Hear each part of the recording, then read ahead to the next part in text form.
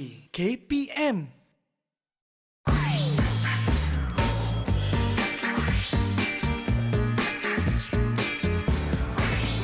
Didik TV KPM.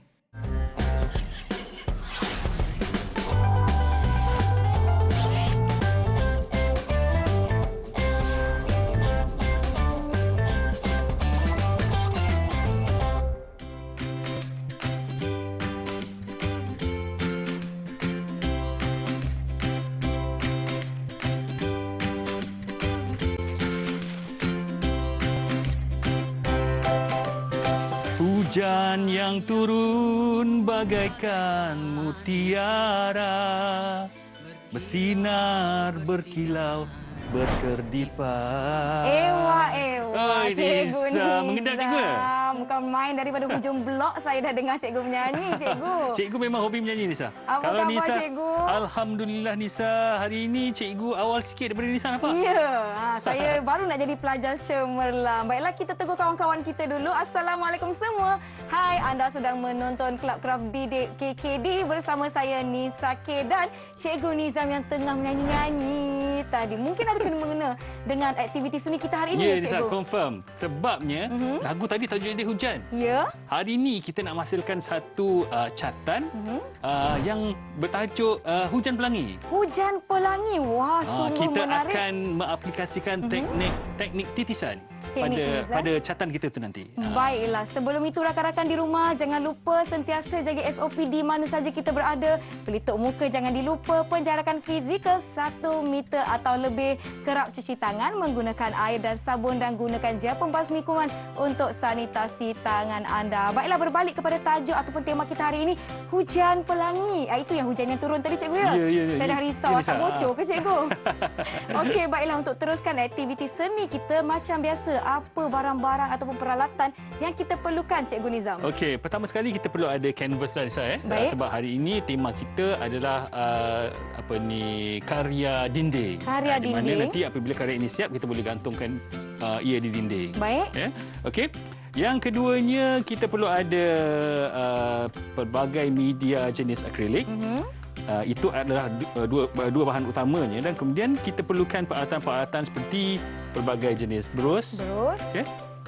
Brus pelbagai saiz. Ya. Okay, kalau Nisa tengok, lepas ni Nisa akan bantu cikgu untuk proses melelehkan warna untuk menggunakan teknik titisan. Okey, baik. Boleh tak? Sabar saya, Cikgu. Okey, dan juga pensel untuk melakar. Itu saja kerana hari ini kita di peringkat yang lebih tinggi sedikit daripada apa yang kita buat sebelum ini. Baiklah, sebelum saya tak sabar-sabar nak melirikkan atau menitiskan air pada kanvas kita nanti, apa langkah pertama yang kita perlu lakukan ke atas kanvas kita ni, Cikgu? Okey, pertamanya kita kena melakar. Okey, cikgu nak lukisan ini ataupun karya ini nampak, catan ini nampak lebih cute. Okey, baiklah. Cikgu pun dah ambil pensel. Apa motif yang cikgu nak lakarkan? Cikgu nak letak motif itik gembo-gembo. Itik gembo-gembo, Cikgu, ya? Kan famous lagu tu, betul? Ya, betul tu. Baiklah, sementara Cikgu Nizam tengah lukis itik gembo-gembo. Kita akan beritahu seketika yang di rumah. Jangan ke mana-mana. Kembali selepas ini di Kelab Kraft Didik KKD.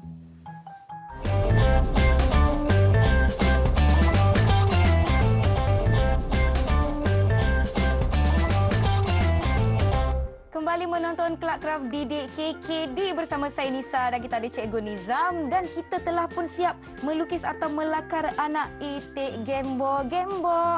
Yang ini. Tapi saya tengokkan cikgu, cikgu dah mula letakkan masking tape. Apa tujuan masking tape ni, cikgu? Okey, Nisa, sebab lepas ni kita akan mengaplikasikan satu teknik yang kita sebut sebagai teknik titisan. Di mana kita akan letakkan warna. Okey, bermula dengan air terlebih dahulu. Air itu akan dibiarkan meleleh sampai ke bawah. Baik. Kemudian kita akan titiskan dengan warna yang kita mahukan.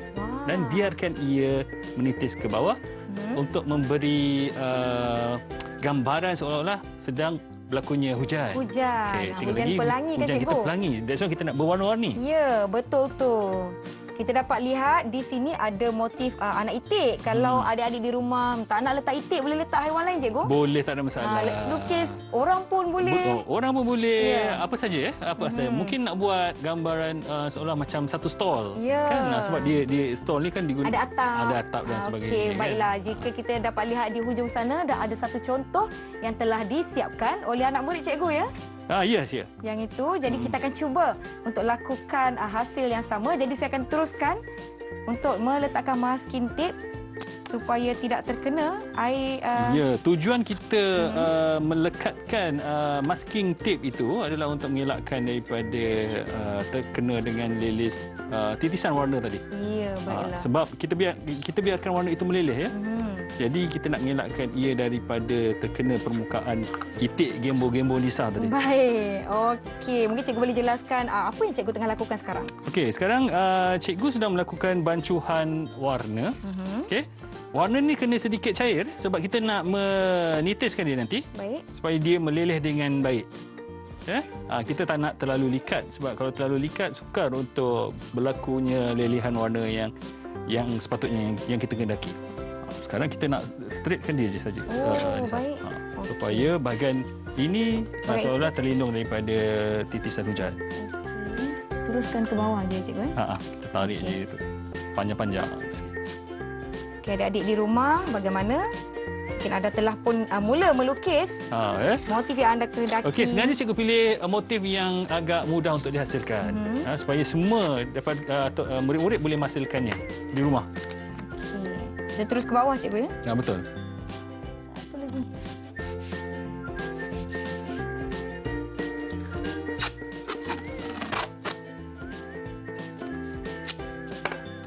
Okey, yang ini sampai bawah. Sampai bawah juga. Kita nak border tu.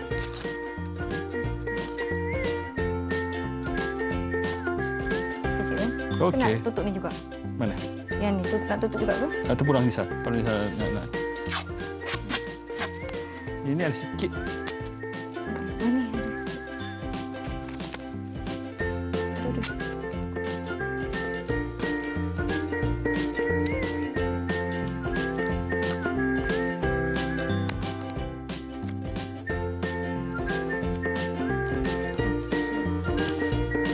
Okay, tak apa. Nanti kita boleh touch up dengan warna kemudian.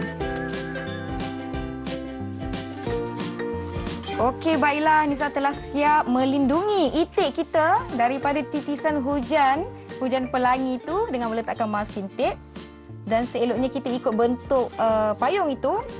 Dan ada sedikit bahagian di sini dan di bahagian bawah. Okey, seterusnya apa yang kita perlu lakukan, cikgu? Okey, kita akan mula menitiskan warna-warna yang kita pilih tadi. Okey, Nisa nak mula warna apa ni? Saya nak mulakan dengan warna biru, cikgu. Boleh? Okey, ya boleh, tak ada masalah. So kita bergilir Kita mula dengan biru, merah, kuning, hijau, kemudian warna ungu dan warna merah jambu itu tadi. Baik. Okey, kita tengok Seeloknya kita titiskan sedikit dulu dengan air Kita guna bros yang lebih besar. Baik. Nisa ada bros Ada? Okey, nanti saya buat juga. Mungkin Nisa boleh buat sebelah sana, cikgu buat sebelah sini. Okey. Okey, tengok Apabila kita titiskan air kepada permukaan kanvas, air akan mengalir turun ke bawah. Wow. Sekarang cikgu ambil warna biru.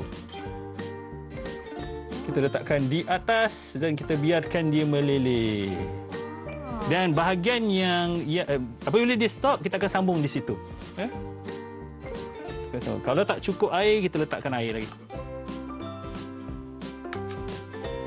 Wah, macam tu ya. Hujan kita akan terbentuk. Okay. Dan begitulah seterusnya. Dah sampai bawah. Nanti dekat sini kita pada bahagian yang kita dah lindungi itu, kita elakkan daripada titisan ke atas. Kita akan terbalikkan supaya kita dapat mengelakkan warna daripada masuk ke dalam bahagian yang kita dah lindungi tadi. Okey, sebelah dia. Cikgu tak nampak lah. Okey, tak apa. Okey. Tak ada masalah sebab hujan kan tidak sekata. Jadi kita biar je lelehan tu berlaku macam mana sekalipun. Okay? Kalau kita rasa warna tu agak cair, kita boleh tambahkan lagi dengan warna yang kita mahukan.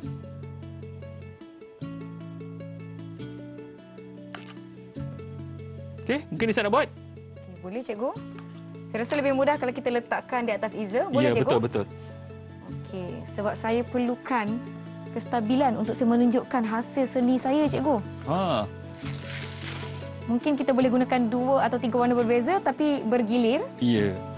Okey, saya akan mulakan daripada atas. Kalau kita apa yang kita belajar di masa di sekolah, warna pelangi ada berapa Nisa? Ada 7. Ya. So kita boleh bancuh 7 warna, tapi cikgu buat sini ada 6 warna, memandangkan palet tu agak terhad ruangnya. Kita dah nampak titisan itu berlaku? Ya. Okey, dia berhenti kat sini. Saya teruskan.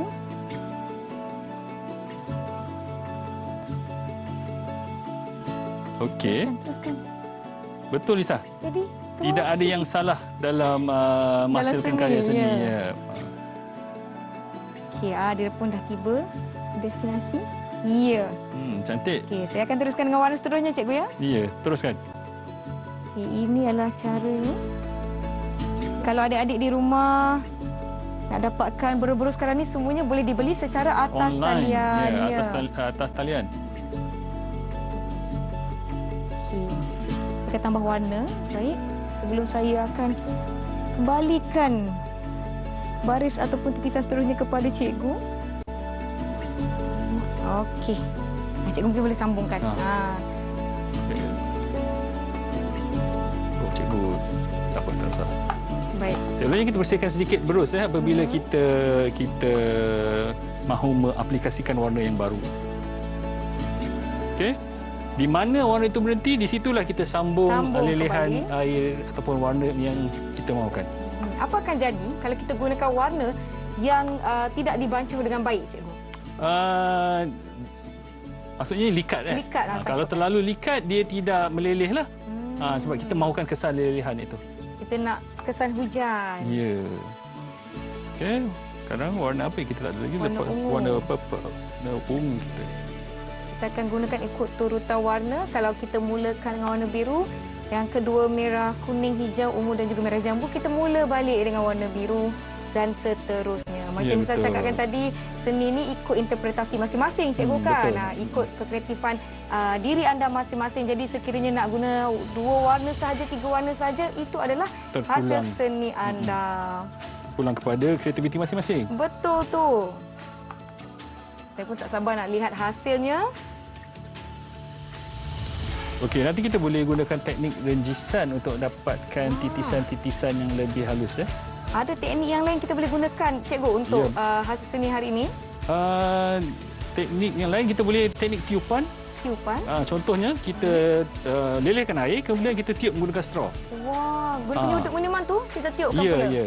Selalunya murid di sekolah rendah biasa buat. Teknik tiupan. Saya dah dapat lihat. Hujan ni bagaimana dengan anda semua di rumah? Boleh teruskan aktiviti anda. Kita akan terus menyiapkan hasil seni kita pada hari ini. Jadi kita akan berhenti seketika. Yang di rumah jangan ke mana-mana. Kembali lepas ini di Kelab Kraft Didik KKD.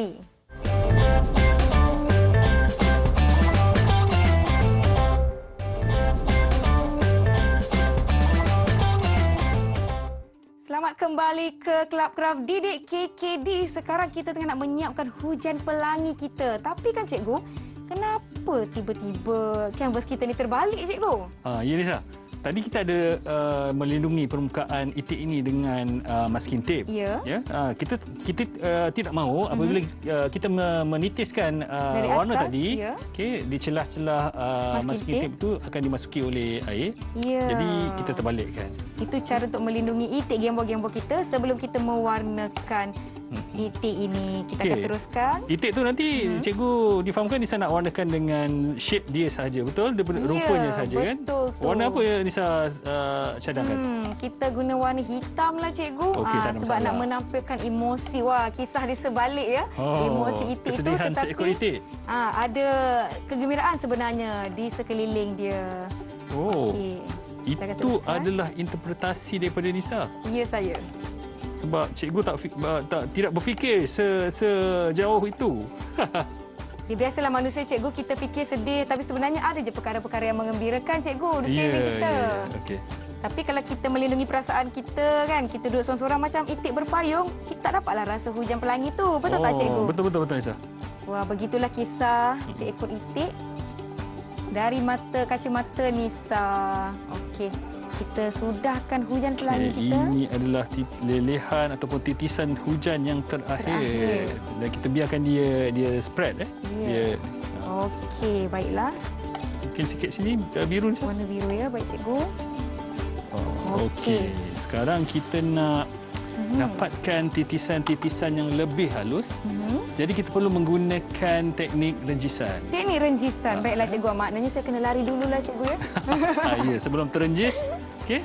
Kita mungkin gunakan berus yang lebih besar Lebih lebar, baik. Lebih lebar. Macam ni. Okey, macam ni okeylah kot. Okey, silakan cikgu. Kadang-kadang teknik ini kita boleh gunakan dengan cara bagaimana? Kita splash kan dengan Jari kita. kita. Itu selalunya untuk teknik dalam watercolor. Baik. Warna air. Warna cat air. Okey.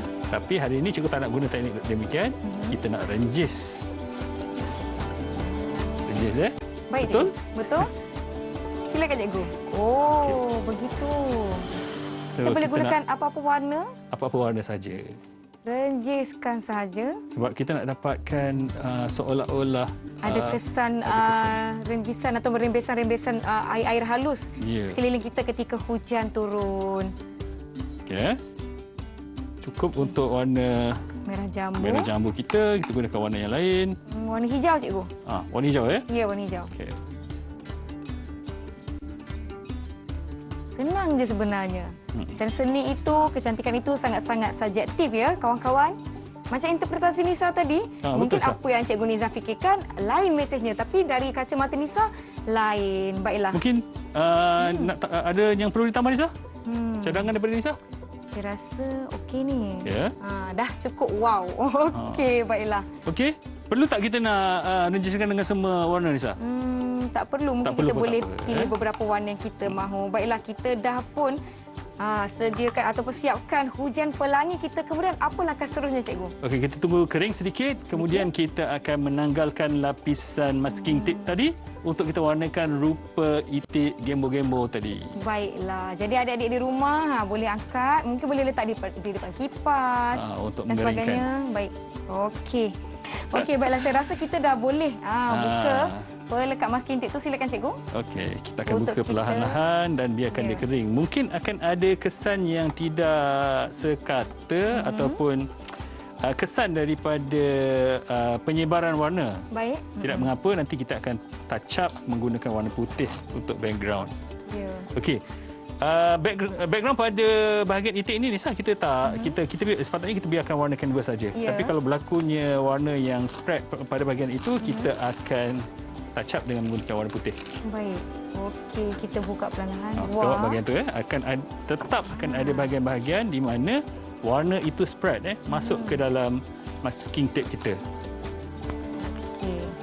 Tapi kita akan betulkan dengan warna akrilik kita cikgu kan? Ya, betul. Kita akan gunakan warna putih untuk melindungi memperbaiki permukaan yang telah spread tadi ya. Baik. Okey. Okey, seperti kita dapat lihat di sini kawan-kawan. Sebab tu kita tidak meletakkan ataupun menitiskan warna dari atas kerana kalau kita mula pada atas mungkin dia akan bocor dengan lebih teruk cikgu ya. Yang ini ada sikit-sikit yang masih boleh kita perbaiki. Baiklah, tiba masa untuk kita warna. Oh, saya tak sabar ni cikgu. Saya nak lihat itik saya sudah bersedih ni cikgu. Nisa nak warna ke cikgu warna? Cikgu mulakan dulu. Okey, cikgu mulakan dengan warna. Kita nak warna hitam tadi ya? Ya, betul. Okey. So, kita akan gunakan warna hitam untuk shape itik gembo-gembo kita. Ya.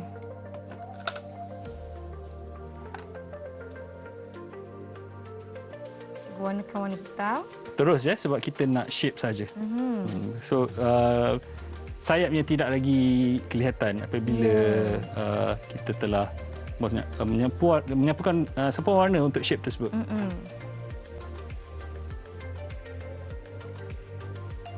Kita gunakan macam seperti bayang-bayang.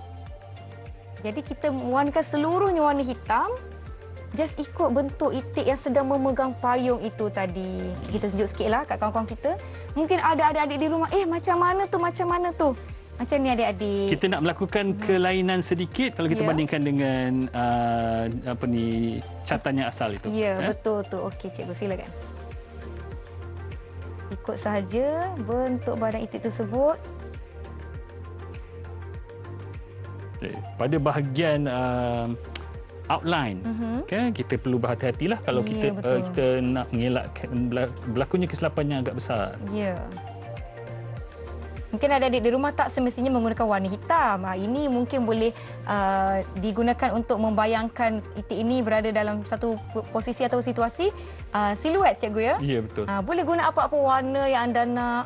Kalau nak lukis, nak warna paruh itik, kepak itik itu pun boleh juga, tak ada masalah. Ya, tak ada masalah. Okay. Selalunya kita belajar daripada peniruan. Kita betul. meniru daripada alam. Kita melihat pada alam, kita mengamati, kita memerhati. Kemudian kita menghasilkan satu karya daripada kesimpulan daripada apa yang kita lihat. Baiklah.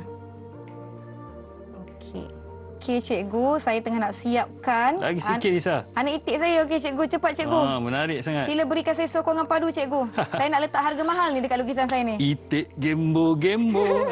Kawan, Lisa. Okey, ini kita sebut sebagai siluet, Lisa. Betul. Siluet ni adalah situasi di mana dia macam bayang-bayang, cikgu. Bayang-bayang, bayang-bayang. Istilah ini banyak digunakan dalam karya seni visual. Baik, okey. Saya touch sikit. Alhamdulillah, kita telah berjaya menyiapkan karya hujan pelangi kita. Ya, betul. Tinggal kita tunggu dia kering sedikit sahaja. Ya, jadi inilah hasil seni kita pada hari ini, kawan-kawan. Ini itik saya yang di tengah sedih dan dia lindungi diri dia daripada perkara yang seronok. Sebenarnya yang gembira di keliling dia. Wah, begitu. Itu namanya interpretation. Interpretasi dan sedikit mungkin cikgu boleh kongsikan antara nilai-nilai yang kita boleh kongsikan ataupun apresiasi seni berdasarkan apa yang telah kita lakukan pada hari ini. Okey, dari segi mesejnya Nisa dah sampaikan tadi. Ya. Sekarang kita nak bercerita pasal formalistik, di mana kita dapat lihat ada unsur-unsur garisan menggunakan teknik pergerakan. Itu kita nampak pergerakan air yang meleleh daripada atas ke bawah. Ya, betul. Okey, so elemen utama adalah garisan. Kemudian kita ada rupa dan kesan lelehan itu dari segi prinsipnya adalah pergerakan. Baiklah, adik-adik di rumah, diharapkan adik-adik semua dapat cuba dan lakukan hasil seni yang seperti kita lakukan pada hari ini, dan diharapkan anda berkongsi dengan hasil kerja adik-adik semua di laman sosial dengan hashtag seni untuk semua, kerana semua orang mampu menghasilkan hasil seni dan kraft. Terima kasih banyak-banyak Cikgu Niza. Terima kasih juga Nisa kerana menjemput Cikgu. Ya, saya rasa bilik saya sekarang ni dah jadi macam galeri, Cikgu. Semua hasil kerja kita saya akan gantungkan di bilik saya. Baiklah, terima kasih kepada semua yang menonton. Jangan lupa Kelab Kraft Didik bersiaran setiap hari Sabtu dan Ahad jam 6 hingga 6.30 petang. Kita jumpa lagi di episod akan datang. Saya Nisa K. Dan saya Cikgu Ahmad Nizam bin Daud. Terima kasih semua. Bye. Bye-bye.